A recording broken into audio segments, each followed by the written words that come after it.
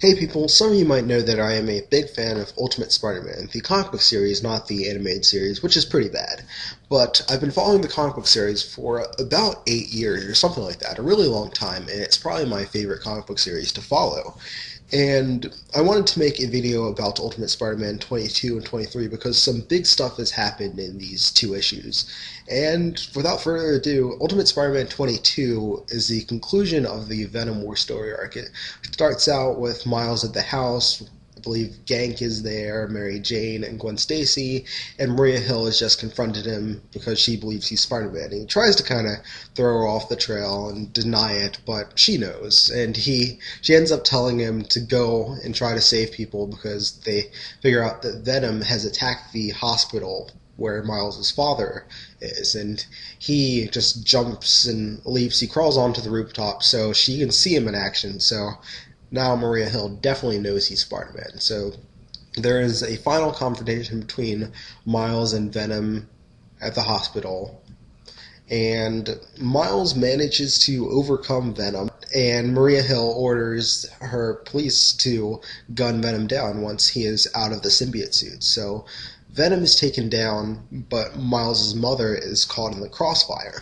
And I was not expecting this at all. I mean, we have seen her a decent amount. It's issue 22, so she's been around the whole time. But we haven't really gotten to know her that well. She's been shown to be a very loving, caring mother and a very likable character. And I would have expected to play this out a little bit longer. I mean, maybe have her find out, have the dynamics change as she tries to help Miles hide this from his father. Maybe there's some conflict between Miles and her. She wants to protect him and have him leave this. But no, she figures out that he's Spider-Man during this whole scuffle. And as she's dying, she seems to be very proud of him and all the things he can do, but she knows that how her husband would feel about this, and she tells Miles to never let his father know that he is Spider-Man and a part of this kind of superhero culture. So she dies, and then we go to Roxxon Corporation. It's revealed that Venom is actually Dr. Conrad Marcus, who Norman Osborn contacted at the beginning of the series in the flashback to try to reproduce the spider that created Spider-Man. So he's responsible for the spider that bit Miles, and he's also the guy that Betty Brant visited in, I believe it was issue 16.1, to try to get more information about this whole project. When I read this issue, I wasn't really remembering these past interactions. I remembered that there was this guy there, but the name didn't ring a bell to me. So once I looked this up, I was like, oh, now it makes sense that this guy is Venom. He's not just some random guy. But more importantly, it seems like this is a lead into a bigger story with Roxxon. And they call it Venom War, but it's kind of a misleading title for this story arc because you've got Venom trying to hunt down Spider-Man, who he at first believed was Miles' father. But that kind of concludes, and Roxxon didn't know that Dr. Marcus had the Venom symbiote and didn't know what was going on there, but stuff is definitely going on, and he wants to create his own Spider-Man. So Roxxon Corporation has been around and played a significant role in the Ultimate Spider-Man series for a long time. It was definitely pretty big back when Peter was Spider-Man for a long time throughout that story. So I do like that they are keeping its presence, and Ultimate Spider-Man with Miles is sort of a continuation of what was going on with Peter, and you've got some of Peter's supporting cast coming in and playing a significant role in this series. We come to the end of this story, and Miles is at his friend Gank's house, and he wakes up, and I don't know if he's like kind of blocked it out and thought it was a bad dream or something, but he wakes up and he calls for his mom, and he goes downstairs and he sees that Gank is there, and Gank and his mom are there. Maybe it was Miles' house and they were just staying with him, but he realizes that this has happened, and he runs up to the room, and he's crying, and he tears apart his Spider-Man costume, and he says, "No more." And you can't really fault him for this reaction, because he is so young. I mean, Peter was 15 when he became Spider-Man. I think classic Peter was probably about 15, 16 when he became Spider-Man. Miles is only 13 years old, and he's already dealt with so much. He was partially responsible for the death of his uncle, who was a supervillain, and now his mother dies in his arms as a result of a Spider-Man related conflict. So it's a lot for this kid to deal with and process and not feel completely guilty and like his activities as Spider-Man are a complete mistake and have ruined everything in his life. So we come to the Spider-Man No More story arc, which Marvel has been teasing for a while. They've shown images of the Ultimate Spider-Man 23 cover, but a few months ago I thought this was just going to be kind of a short story with him, Miles, kind of getting a little bit overwhelmed with things and taking a break from Spider-Man for maybe a few weeks. But in Ultimate Spider-Man 23, we open it up, and the first thing we see is 1 year later, which was kind of a shocker to me because I didn't think that Bendis would do that sort of thing. I thought we were going to see this play out. And Miles, you can tell right off the bat, looks older. And the way Bendis writes the character now, the dialogue, he seems older. I was reading a review of it, and the reviewer said that you can practically hear the deeper voice on Miles through the way he talks, and it's true.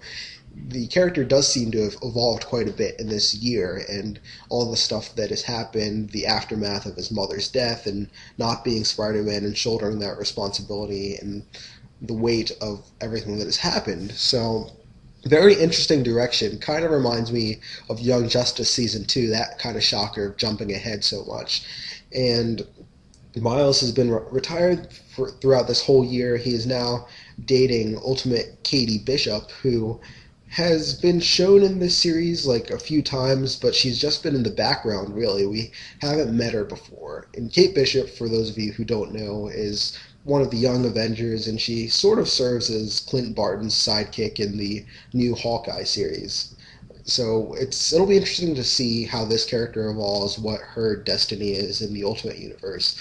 But yeah, it was a pretty interesting issue. I liked it a lot. Just the writing was very solid for it, and I am very curious to see where things go. I mean, I liked it. I am very excited about this new direction, but it seems like I was just kind of getting used to the old, well, not the old, but the previous status quo of Ultimate Spider-Man with Miles as Spider-Man. Not just getting used to it. I mean, I was used to it and enjoying it, but things still felt pretty new and fresh with Miles as Spider-Man, exploring this pretty young kid handling the responsibilities of Spider-Man. I think it was working out pretty well. And there were a lot of things that I think they could have done within that year.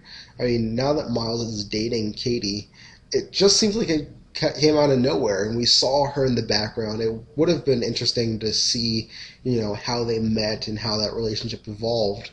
And we don't get to see that. I'm a little bit unsure if that was the right decision there to just jump to her being his girlfriend out of nowhere, but it is pretty cool.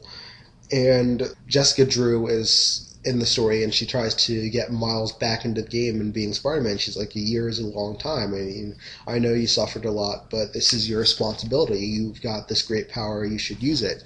And Jessica Drew, for those of you who don't know, is the clone of the deceased Peter Parker. So she understands fully what he's going through. Well, not fully, but she understands like the dangers and the consequences. And at first she really didn't want Miles to be Spider-Man. She was afraid that he would get himself killed like Peter did. But he kind of proved himself, and now she sees that he is a capable hero, and he's kind of doing the world a disservice by not being Spider-Man. So she wants him to come back to that, but he feels like he has a responsibility to his family and himself to not be Spider-Man and not put them in that danger. So you can see both sides of the argument. But, of course, the series is called Ultimate Spider-Man, not Miles Morales. So he's going to be Spider-Man again. So we come later on in this issue, he's out with his dad at a restaurant, and he runs into Gwen Stacy. And apparently they were talking for a little while afterward. She was kind of helping him deal with his problems, but then he sort of lost contact with her, and he seems to kind of shut himself off a little bit from the world around him in the wake of his mother's death. And they have this moment where she rushes and she hugs him, and you can see it here. It seems like there's something significant between them.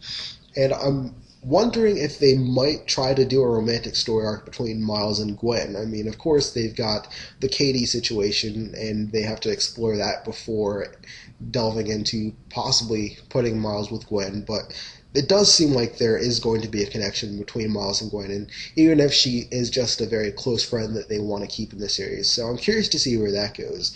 And while Miles is out with his father, there's some supervillain activity, and the restaurant is kind of caught in the crossfire of this situation. So it seems like Miles is going to have to face this situation here and possibly do something about it, but that is kind of the cliffhanger. Is Miles going to spring into action as Spider-Man? Is he going to wait and just try to get his dad out of there? What's going to happen?